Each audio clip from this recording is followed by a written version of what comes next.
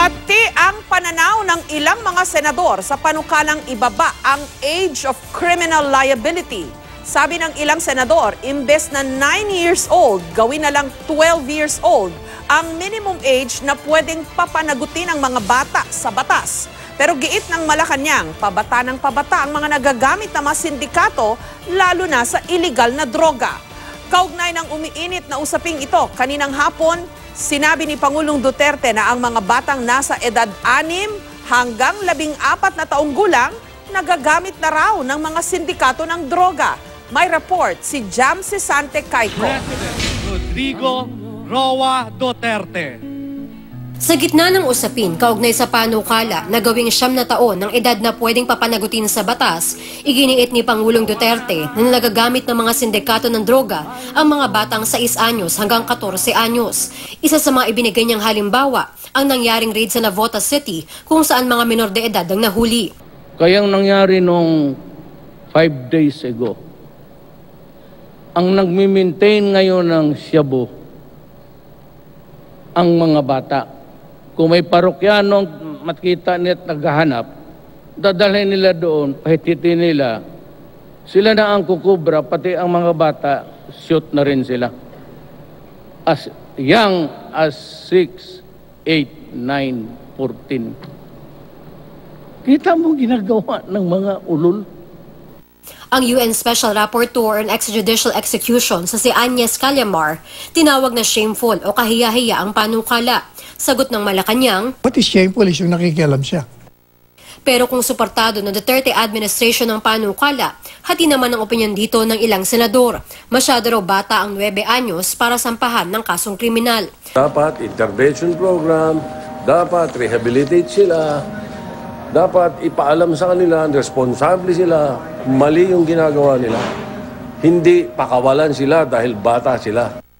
Ang itinutulak ni Senate President Tito Soto, 12 anyos na minimum age dahil may sapat ng kamalayan ng bata sa ganitong edad na sangkot sa mabibigat na krimen. Sa datos ng PNP o Philippine National Police, sa mahigit 9,000 menor de edad na nahuli noong 2018, karamihan o mahigit 5,000 rito, higit 15 anyos ang edad. Mahigit 3,000 ang 12 hanggang 15, habang maliit na porsyento lang ang 11 anyos pababa. Pero kapansin-pansin sa datos ng PNP na tumaas ang bilang ng menor de edad na sangkot sa krimen noong 2018 kumpara noong 2017. Karamihan ng mga kaso ay pagnanakaw, physical injuries at rape. Most of these cases border on robbery and theft. Then 90% of these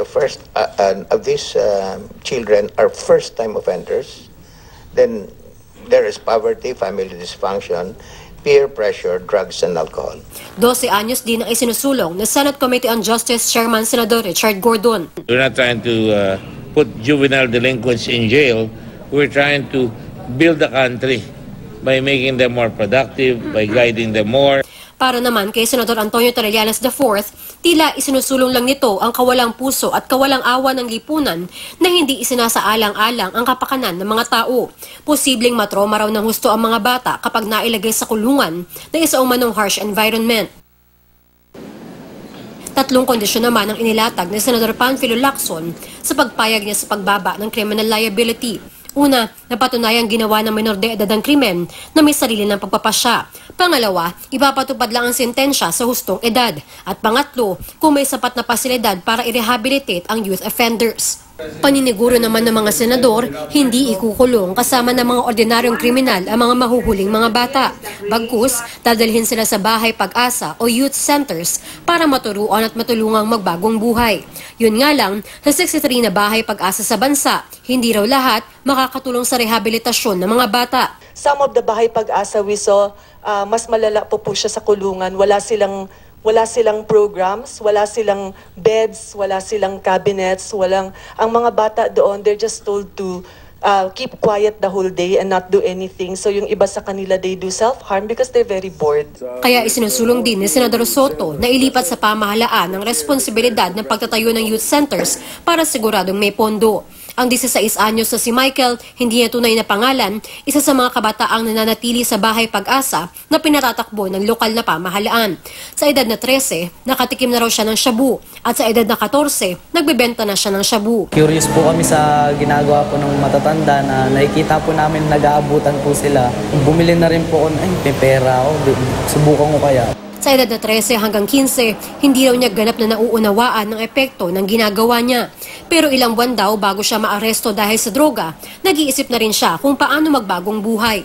Niniwala si Michael na kaya pa niya magbago, lalo na daw ang mga mas bata pa sa kanya na lumabag sa batas. Parang nangungulit lang po, parang di pa po niya alam yung ginagawa niya, kulit bata, ganun po. Parang kaya pa pong i-guide ng magulang yung 9 years old para makapagbago po. Jamse Sante Kaiko, GMA News.